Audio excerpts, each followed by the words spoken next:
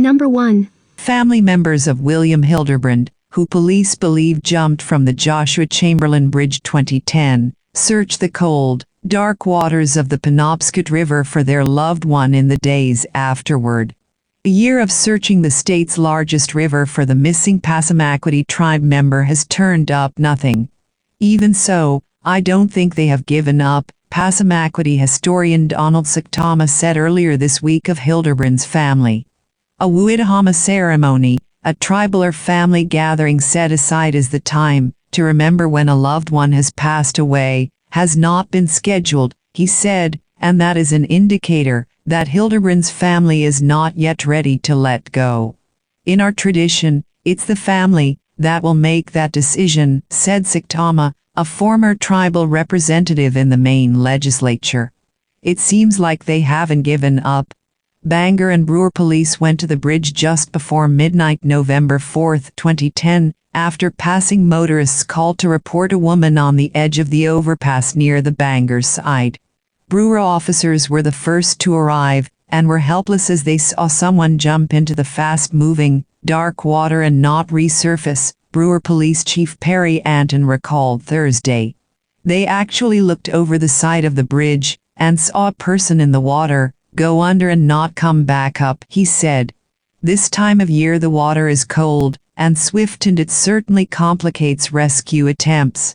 People who fall into the river in November typically have only minutes before the cold begins to have deadly effects, he said. A full-scale search of the river was conducted.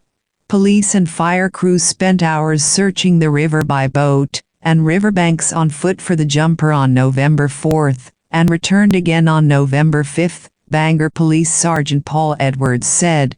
With no body found, the standard protocol in situations such as this is to wait, the sergeant said. Police believe the person who went into the water was Hilderbrand, because they found a purse on the bridge that contained Hilderbrand's cell phone and identification. Hilderbrand, 22, who lived his life as a woman, is still officially considered missing. He was a very, very sensitive soul, said Tina St. Louis, director of Mr. Bernard's School of Hair Fashion in Bangor, where Hilderbrand, who liked to be called Jael, studied cosmetology in 2008. The young beautician was well liked by fellow students and staff, she said. We think about what happened to him a lot, because it's so random and weird, St. Louis said Thursday. I don't feel like there was ever closure, said Hannah Gaudet of Old Town, who along with her sister Erin Gaudet called Hilderbrand a friend. Hilderbrand, who grew up in Perry, left the Passamaquoddy Reservation in Washington County several years ago, his Aunt Annette Newell of Pleasant Point said last year, while other family and tribal members searched the waters and shores of the Penobscot. He had many obstacles to overcome because of who he was as a person, she said. That is why he left home. That's why he moved to Bangor, where his lifestyle was more accepted.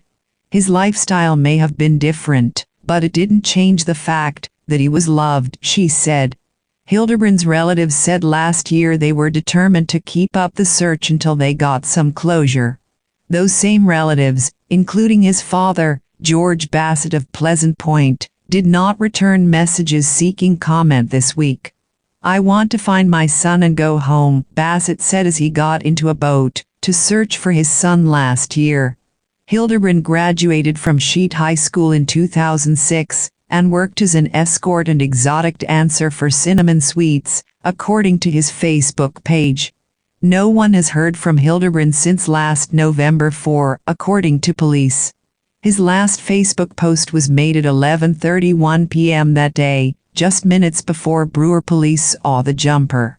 Maine Marine Patrol search planes, U.S. Coast Guard crews and the Down East Emergency Medicine Institute, and other volunteer search groups assisted more than a dozen family members and friends who searched for Hilderbrand a year ago. Though no one has heard from the young Passamaquoddy tribal member in a year, there is no way to verify that the person who went into the river a year ago was Hilderbrand until a body is recovered, Edwards said. It's tragic, Anton said. We can only imagine what the family is going through. Our condolences are heartfelt. Number 2. A telephone at the Saginaw News rang late on the night of February 12, 1978. "Yeah, I'd like to report a murder," the voice on the other end said. "She's at 1616 Walnut. She's been strangled and raped and stabbed." A sports reporter named Greg Branch, who later went on to serve as Saginaw's mayor, answered that phone 37 years ago. The caller's voice still haunts him today. "He sounded like he was on some kind of drug," Branch said. "I can still hear the guy's voice clear as day. I can hear him saying that." Branch thought at first it was a prank, but he called police anyway. Authorities went to the apartment house on Walnut and discovered the body of Charlene Johnson-Lane in her home. She was found just as the caller said, strangled, raped and stabbed. The case was never solved, and no arrests were made. Today, the land where the home once stood is now a vacant lot surrounded by a chain-link fence with a private property sign attached. Gloria Lee hasn't let the memory of her sister's death fade. She would like the killer brought to justice in her lifetime.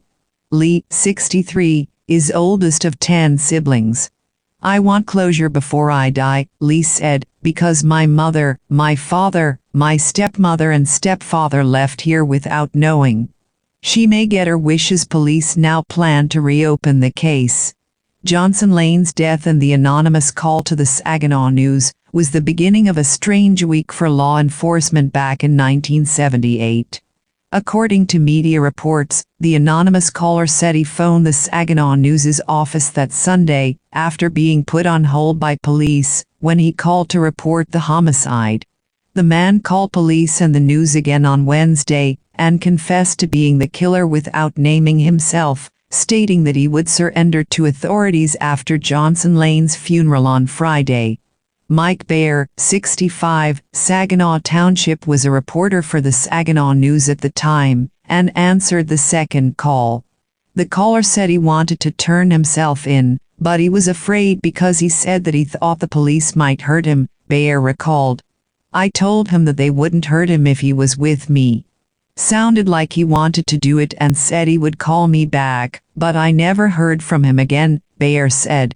Police received another anonymous call Friday evening, but the caller hung up after learning that the shift commander he was seeking was not on duty, according to reports.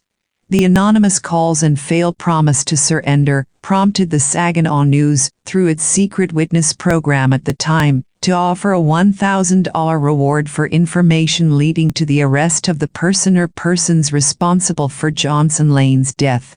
At the time of her death, Johnson-Lane was 28 years old with no children and a pet poodle named Tammy. She was married but separated, her sister said. "I don't think they ever got a divorce," Lee said. She was planning to move to Los Angeles to work in an antique shop owned by her older brother, Edward Johnson. "He told me he sold the shop a couple of years ago," Lee said.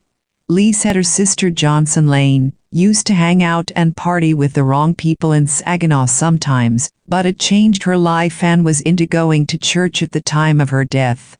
She sang in the choir, Lee said. After her death, police found the name of Johnson-Lane's pastor in her Bible. He lived across the street, so they went there and asked him to be there when they delivered the bad news to the family. Lee said she remembers gathering her sister's belongings from the apartment on Walnut. "The landlord was nice enough to come and mop up the blood before we came," she said. "I found her necklace in the snow." Some of the things she recalls she wishes she could forget. The song "Stay" by Chaka Khan was playing in her home. "Every time I hear it, it reminds me of her," she said. Lee said she has never again been back to the neighborhood where her sister was killed. "It's too hard for me," she said.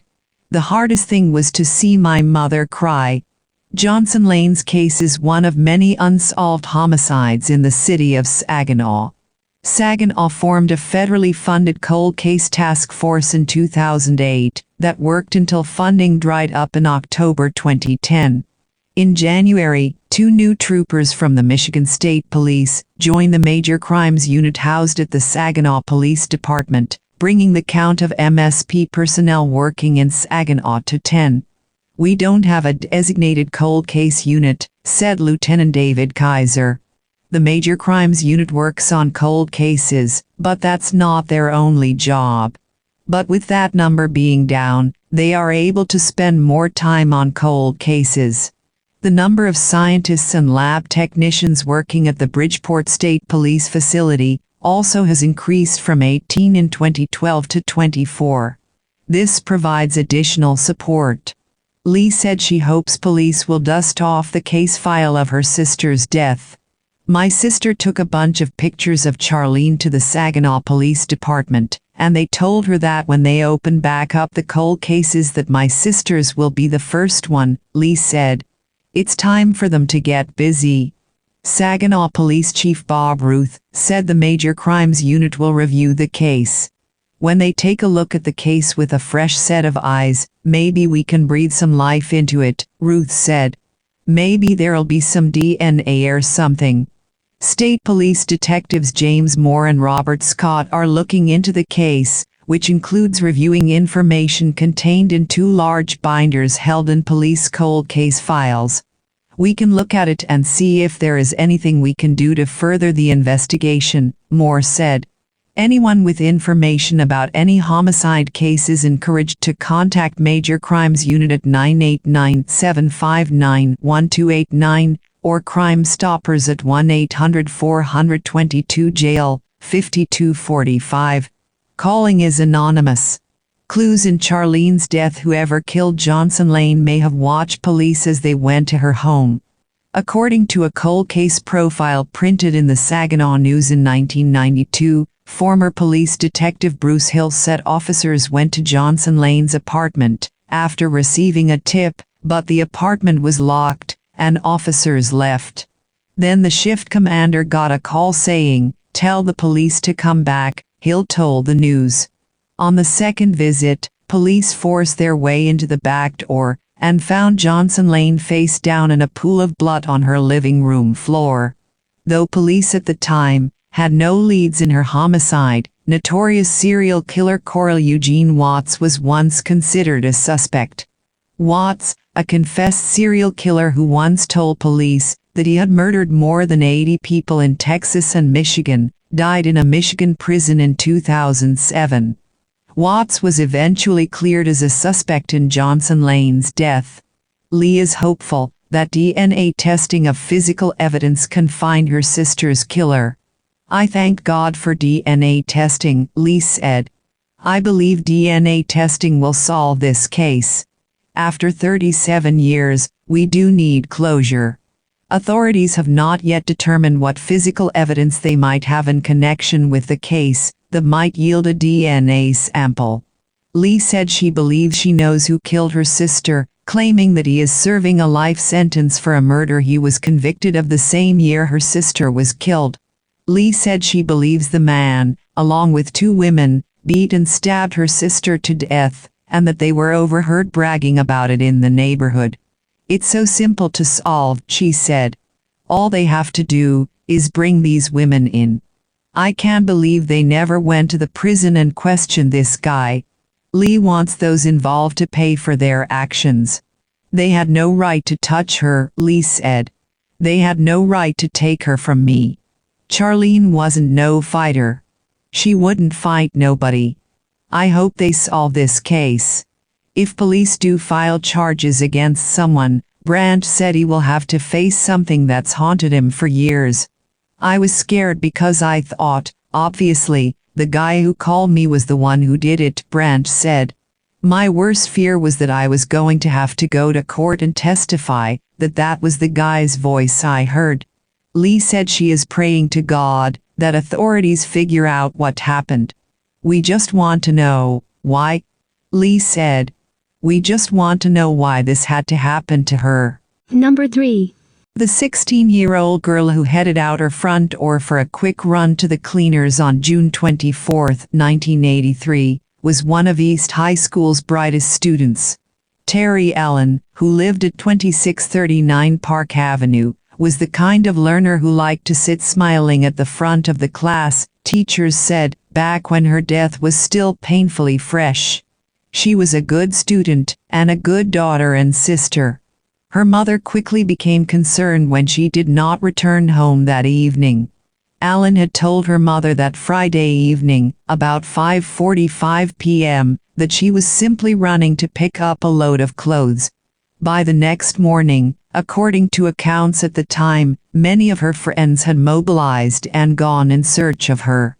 They found a grisly scene at 9 a.m. about a mile away from her home in a bushy field near a radio transmission tower at 22nd Street and Woodland Avenue. Her body was partially nude. The coroner determined she had been strangled. The investigation of her death quickly ran cold. No suspects, no established motive. A month later, the police department issued a public plea for help in generating more leads. "We believe that someone out there must know something that could help us solve this case," a police spokesman said at the time. That same plea echoes faintly today, 34 years later. But the Kansas City Police Department lists Alan's unsolved murder at the top of its cold case website. Someone knows what happened to Alan, whose teachers and friends at East spoke adoringly of her personality and her smile. She wasn't the school's most talented athlete, but one of its hardest workers, they said. She ran track as a 100-meter sprinter, was a cheerleader, was a student manager of the football team and statistician for the basketball team. She did all that and excelled in school while working downtown at a hamburger restaurant. And on Sundays, she sang in the junior choir at the Mount Vernon Missionary Baptist Church. She is buried in Lincoln Cemetery, her murderer still unknown. Anyone with information is asked to call the Kansas City Police Cold Case Squad at 816-234-5136. Number 4. On October 7, 1974, Lisa Thomas came home from school, spent time with her mother, and then walked to the Nanuet Mall at 3:30 p.m., intending to buy a blouse with her babysitting money. When the 15-year-old didn't come home for dinner, her parents called her friends before eventually contacting police. The next morning her father discovered Lisa's body in the woods behind the mall, about 700 feet from their Nanuet home. Her head was bludgeoned, and the teenager had been blindfolded with a red cloth that she carried on her pocketbook. Thomas was not sexually assaulted. Clarkstown police say there's never been a definitive answer to where exactly she was killed. No one has been arrested or charged in Thomas's slaying, but police say the field of suspects has been narrowed over the years through interviews and reviews of case files. Detectives also submitted evidence for DNA testing to help identify a suspect, a science not available in 1974, but Clarkstown detective Christopher Maloney would not comment on the results. "We took a look through the whole case and continue to do so," said Maloney, who started working on the investigation in 2009. "I can't imagine what it would be like to lose a child like that.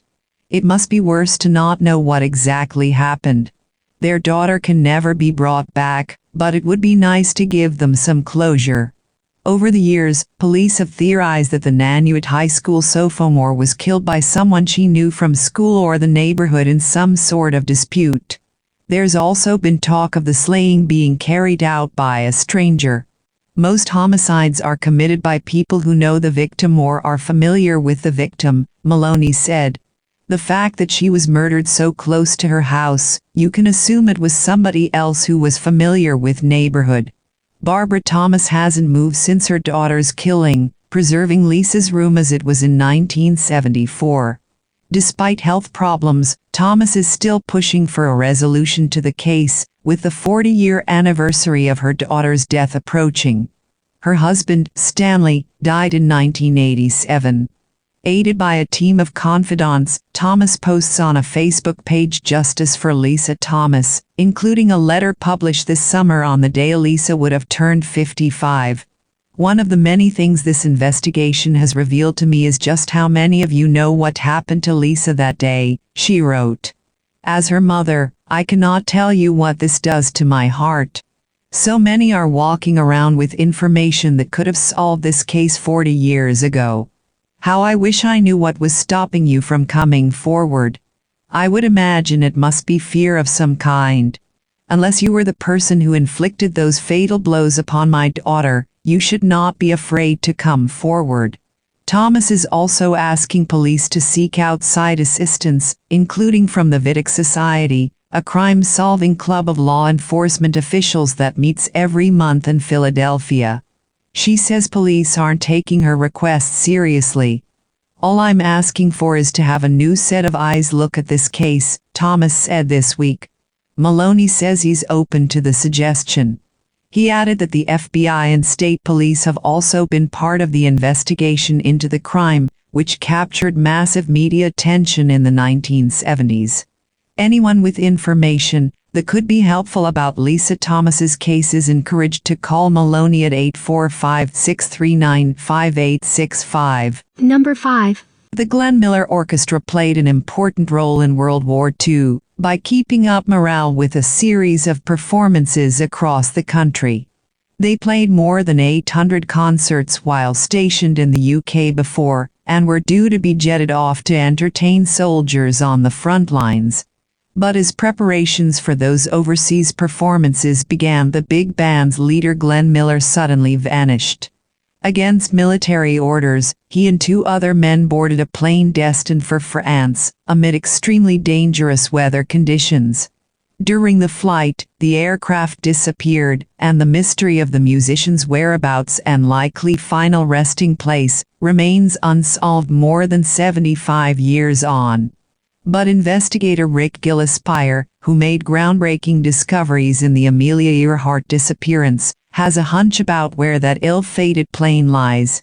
Glenn Miller was known to have been on board the C-64 Norseman plane that vanished on December 15, 1944.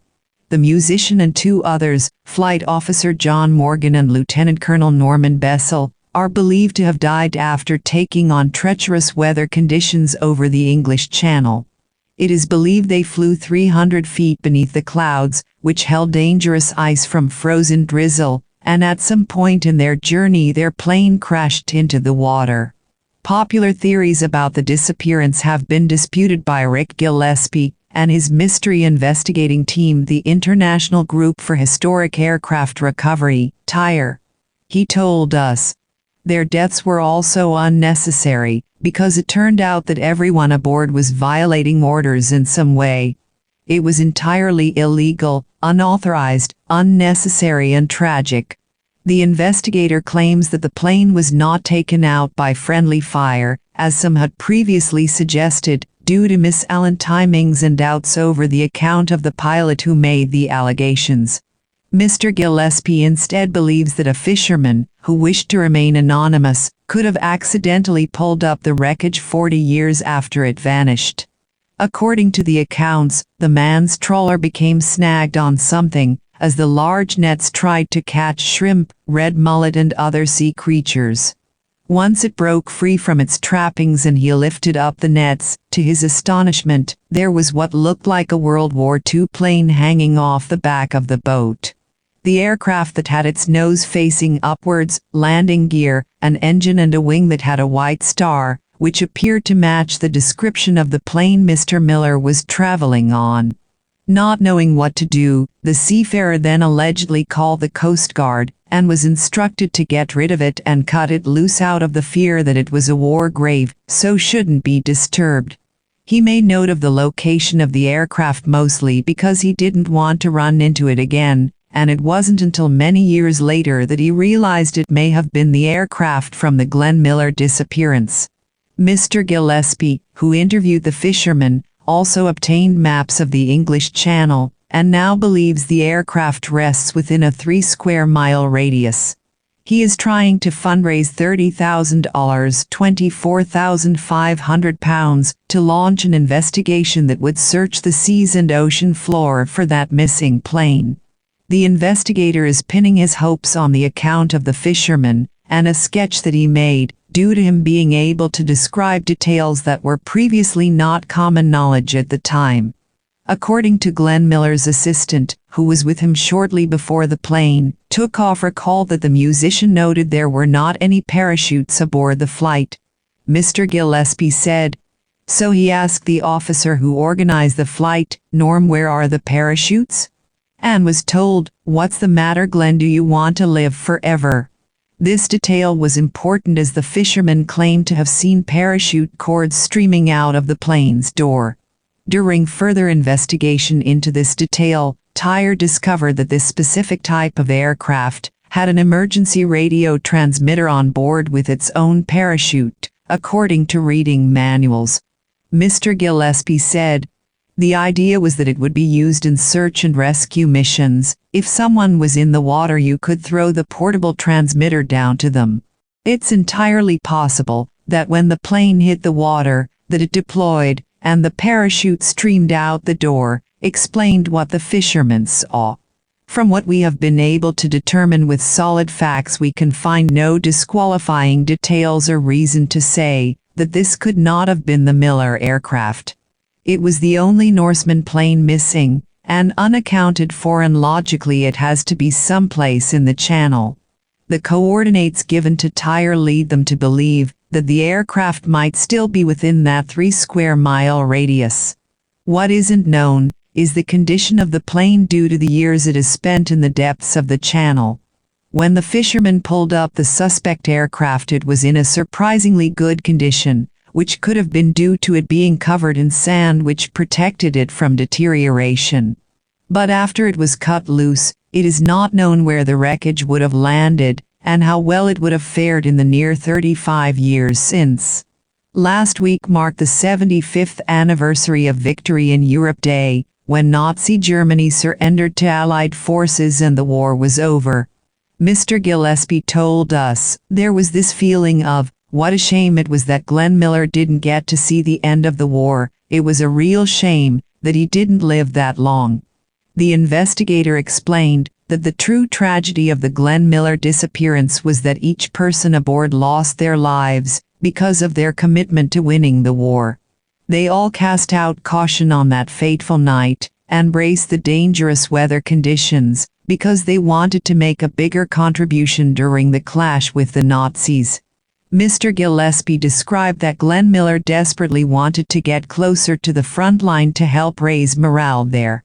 Lieutenant Colonel Bessel was tasked with setting up a French repair base closer to the action, where planes could land after being shot up instead of having to cross the channel.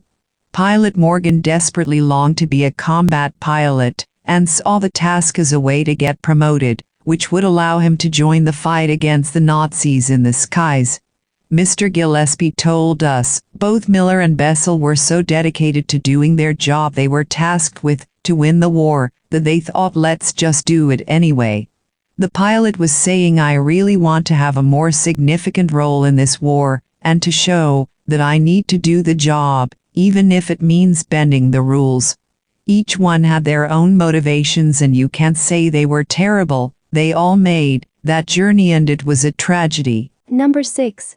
Violet Newman worked at May D&F at South Glen Mall at S University Boulevard and East Arapahoe Road, now the site of the streets at South Glen. She left work at 5 p.m. on Saturday, October 25, 1980, presumably to head home in her yellow Chevrolet station wagon. She lived just north at 5986 S Elizabeth Way. Her husband arrived home from bowling at about 7:30 p.m., and she was not home. He went to bed at 9:30 p.m., and she was still not home. When he awoke at 1:30 a.m. on October 26th, and she still was not home, he notified law enforcement. Hikers found her body in Castlewood Canyon at about 2:15 p.m. on Sunday, October 26, 1980. The location is about 4 miles south of Franktown. She did not appear to have been dumped. She was nude, but laid out and covered with a plain white sheet not far from an area where people often park to go hiking.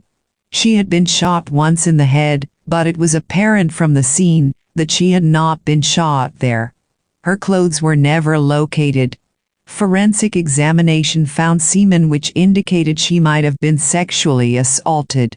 The semen did yield a full DNA donor profile that has not been matched to anyone.